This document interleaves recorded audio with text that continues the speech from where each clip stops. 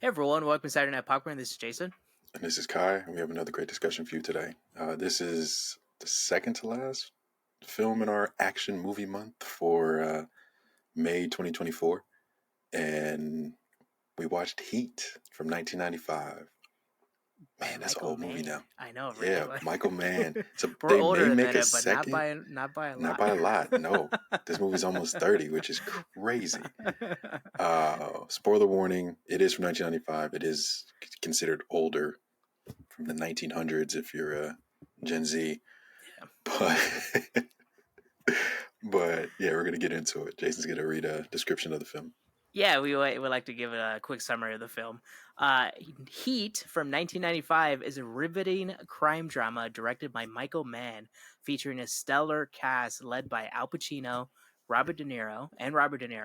The film delves into the lives of its two protagonists, Lieutenant Vincent Hanna, played by Pacino, and obsessive LAPD detective, and Neil McCauley, played by De Niro, a meticulous and skilled thief. Their paths cross when Macaulay's latest heist goes awry, leaving a trail for Hannah to follow. Set against the backdrop of Los Angeles, the film explores an intense cat and mouse game between the lawman and the criminal. Both men are consumed by their professions, leading to strained personal relationships and a deep understanding of each other's motivations.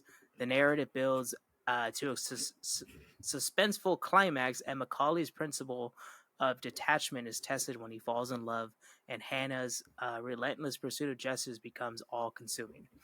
Heat is renowned for its realistic portrayal of crime and law enforcement, as well as the profound psychological depth of his characters. The film's iconic diner scene, where Hannah and Macaulay share a moment of mutual respect over coffee, epitomizes the duality of their existence bound by a shared code of honor, yet on opposite sides of the law. Yeah, it's a very poignant summary of the movie. Mm-hmm. And I guess, like, looking back at it, I guess the psychology of things, like, I enjoy psychology. I guess, like, this is like a harder one for me to like wrap my mind around, as to like Mm-hmm. there is motivations. I do see the connection between, like, they sort of have the same Yin and motivations, but yang. then it's Yeah. like different. Yeah, it's like different causes and stuff. So I get that. I get Mm-hmm. that. But Yes. all right, wait. What did I like? What? All right, let's start with you. What'd you like most about the movie? Well, it was basically Grand Theft Auto in movie form. Like as so, this is the second time I watched it. First time I watched it was, I think, something like middle of 2023 for the first time, like ever. Played Grand Theft Auto, all of them, and so like watching this and seeing that first heist, and I guess a subsequent heist after that, I was like, man, this feels like I'm watching a real life Grand Theft Auto.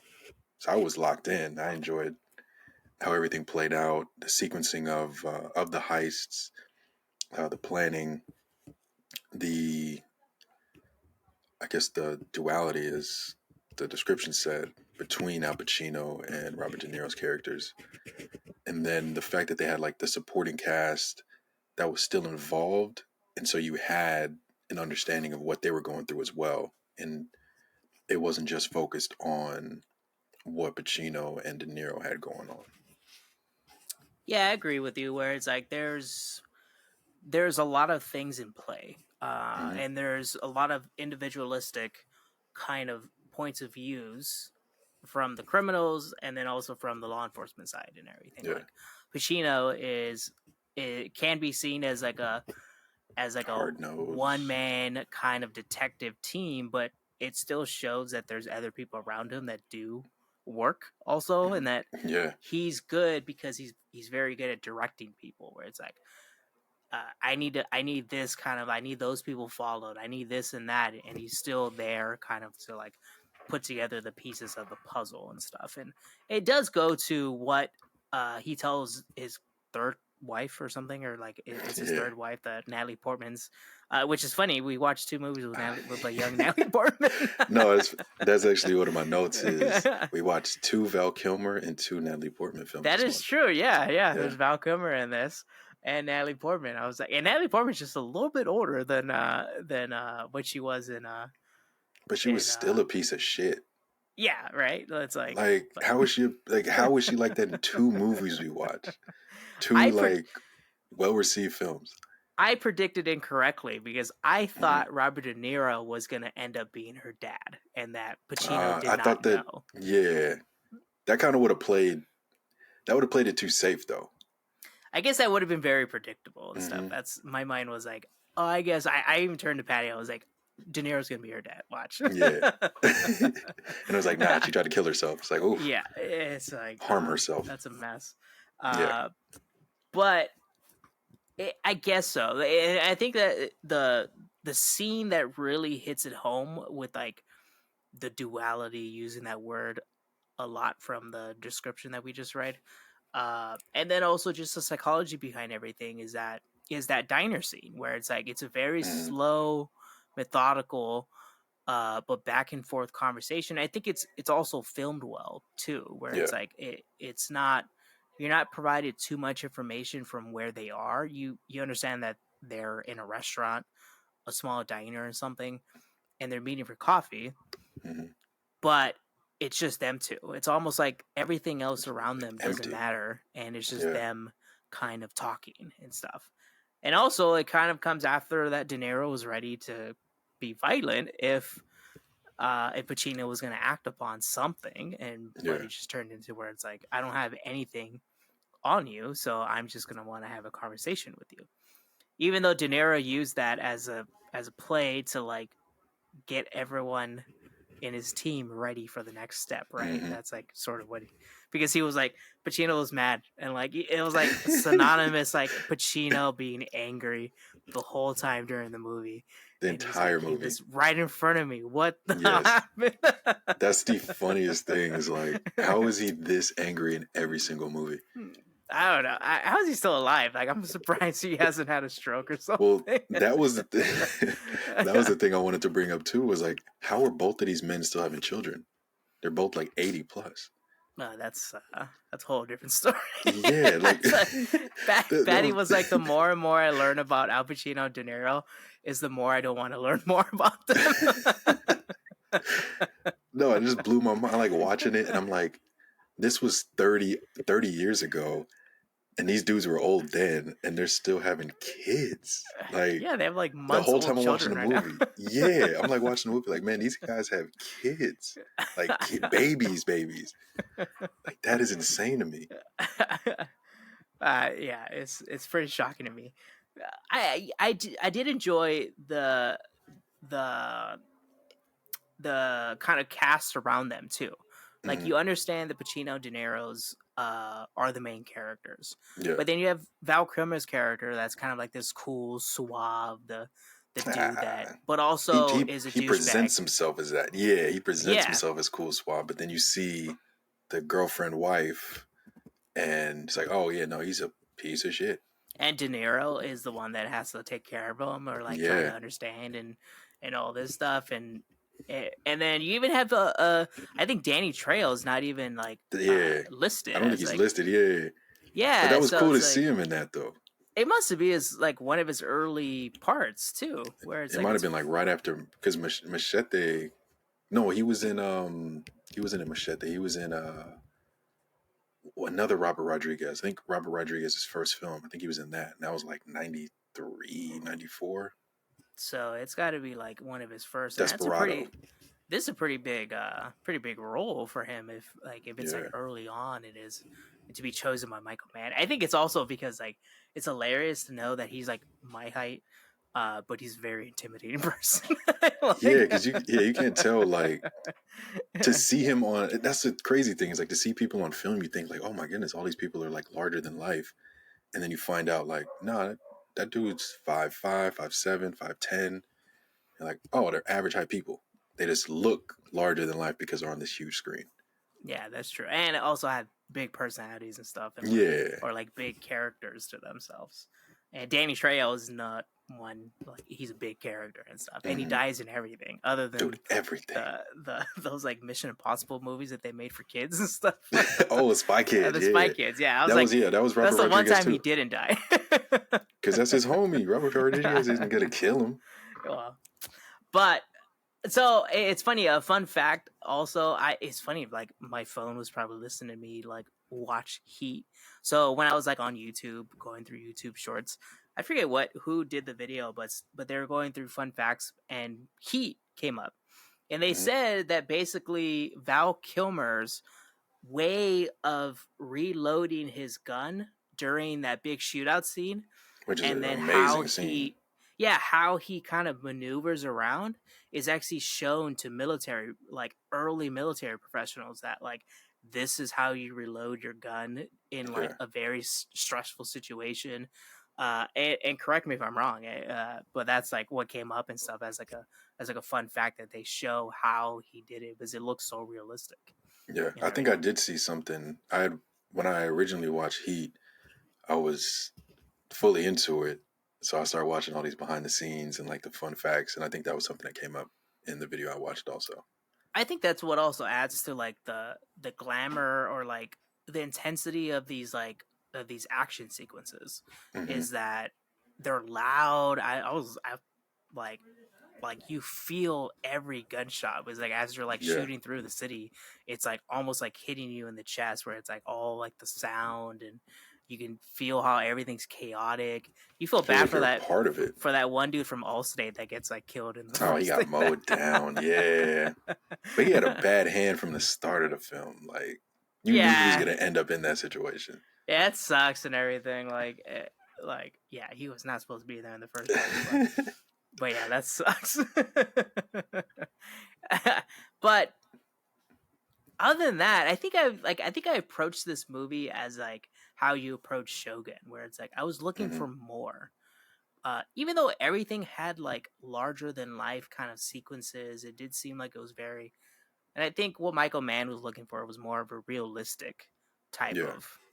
of kind of movie, and it almost reminds me of, like, I don't know what came first, this movie or the LA bank robbery that happened and stuff, and that was almost like Heat playing out in the middle of In LA real and life. stuff, where like Yeah.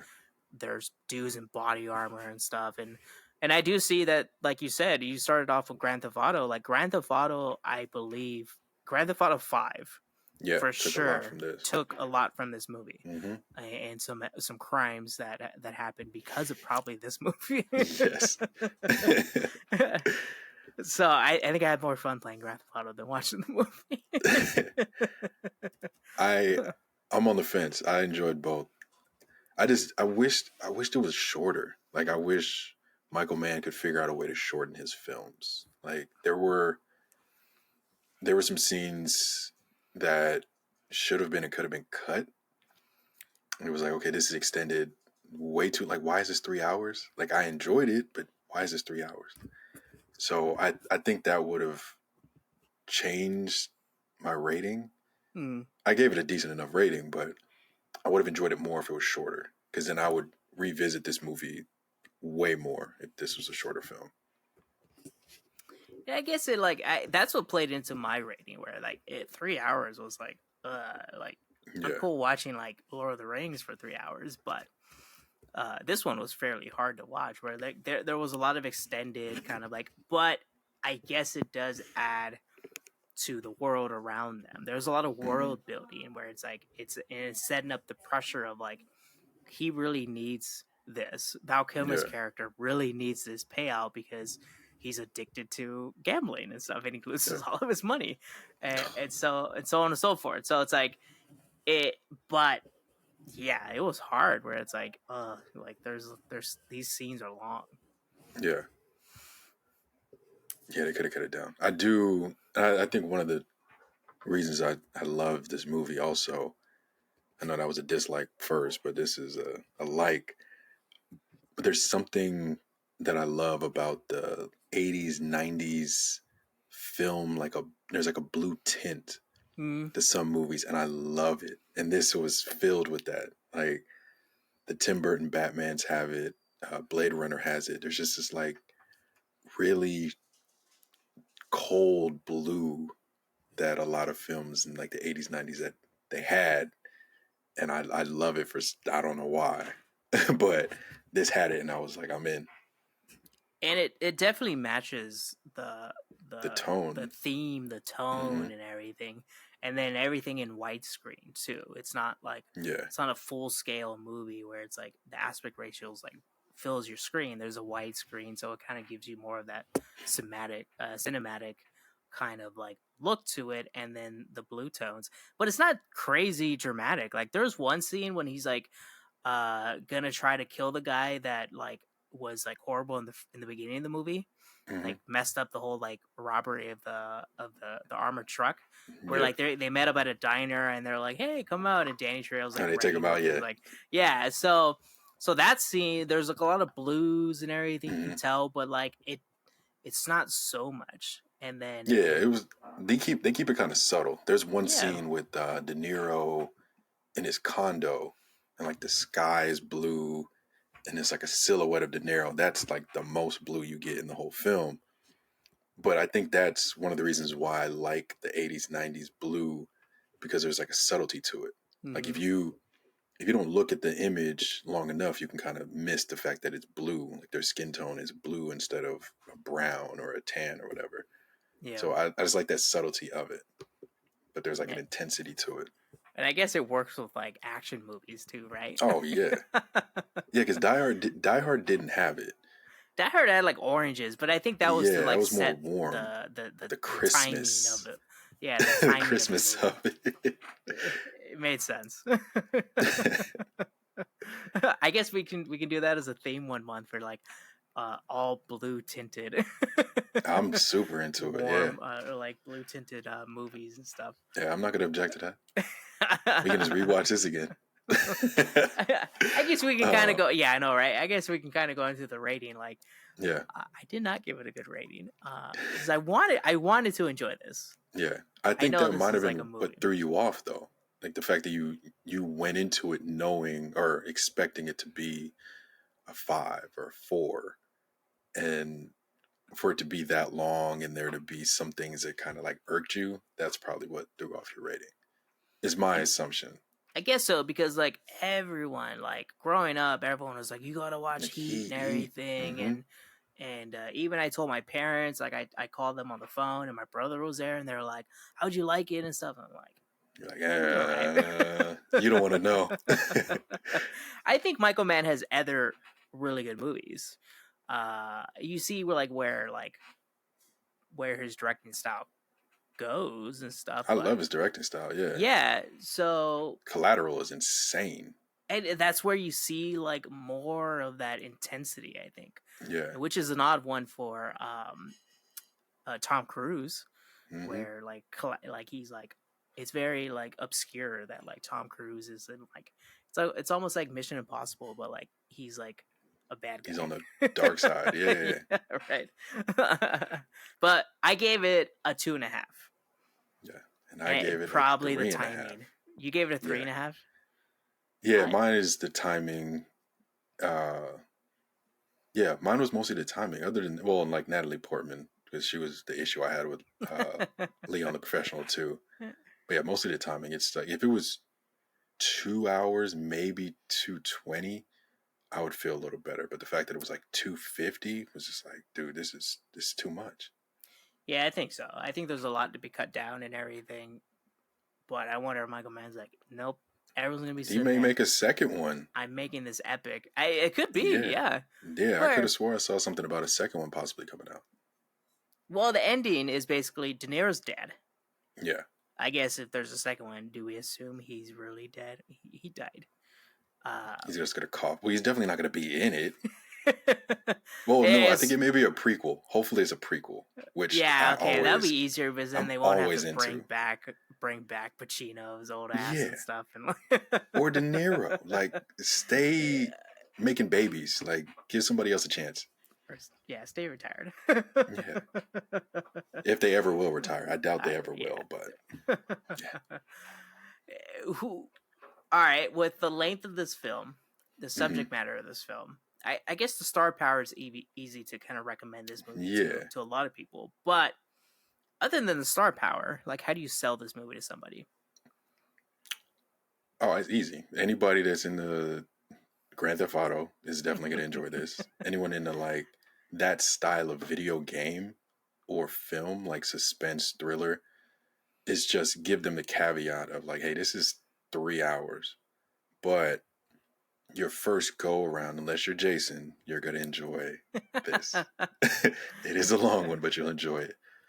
I get it. Yeah, where it's like I can see like you can sell a millennial on this movie if they've never seen Hmm. it or have never heard of this. It's like it's literally Grand Theft Auto 5 where Yeah, you're just watching the movie and stuff and like where they no got it. You controller can needed. kind of you can kind of see some of the missions in Grand Theft Auto 5 where they got some of the Yeah. influences too. So it's like you do see it there. So it's like that's a nice little thing to kind of like tidbits to like if a millennial or like a younger person wants to watch this movie, they have a point of reference if they played Mhm. Grand Theft Auto. I think everybody and their mother has played. I think my mom has played Grand Theft Auto 5. Now everybody's waiting for 6 to come out. Yeah, right. So yeah. So I think anybody, older people, I think will probably be like, I've already seen that movie and it's amazing. But I Yeah. wonder if you get those older people to watch it again, will they have the same kind of thought? They're not gonna change it. Older people don't change their minds on stuff like that. They may say like, "Oh, well, I dislike this time," but they're still gonna be like, "Oh, it's still a 5." It's Like, come still on. the most amazing movie ever. Yeah, Michael Mann is the greatest director ever. You better it not say anything bad about him. it kind He's of an makes me amazing want to director. watch like Collateral again, where it's like, do I kind of approach that the same way and stuff? Or watch Ali. Oh, Ali's amazing. Yeah, He that's. did Ali. But yeah, so I think millennials sell it just Grand Theft Auto on the silver screen. Yeah, with Robert De Niro and Al Pacino. Yeah, right. One's a cop. One's a gangster crime bank robber. Yeah. So I think that sells it right there. I Just think say, so. hey, it's 3 hours though. Watch out. That's how Watch we it in ended. doses. Yeah. All right, Kai, you want to take us out? Yeah. Thanks for joining us for another episode of Saturday Night Popcorn. I'm Kai. And I'm Jason. We'll be back next week with another one. And please let us know if you liked or disliked Heat. Were you one of those people that a long time ago you loved this movie and do you still do it? Still love it? Or have you played Grand Theft Auto 5 and then watched this movie? Let us know in the comments. And please like and subscribe to Saturday Night Popcorn for more podcasts like these.